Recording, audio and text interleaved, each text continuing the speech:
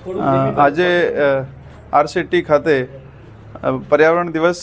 2025 જો 5 જૂનના રોજ યોજનાર છે એના બાબતે અહીંયા આરસીટી ખાતે કાર્યક્રમ યોજવામાં આવેલ છે, જેમાં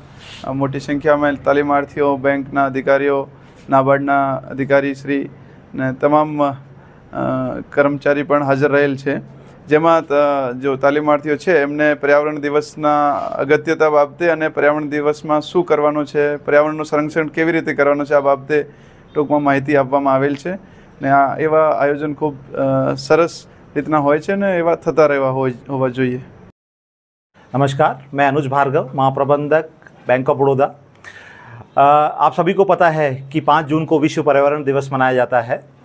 विश्व पर्यावरण दिवस के अवसर पर बैंक ऑफ बड़ौदा, जो गुजरात का एक अपना बैंक है, वो अपनी 8,400 से अधिक शाखाओं के साथ देश भर में इस कार्यक्रम को मना रहा है।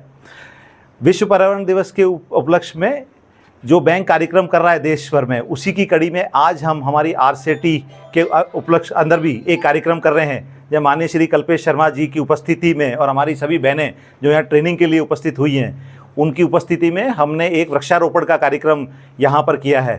हम सब के लिए ज़रूरी है कि हम पर्यावरण का ध्यान रखें, क्योंकि एक स्वस्थ पर्यावरण ही स्वस्थ भविष्य की नींव है।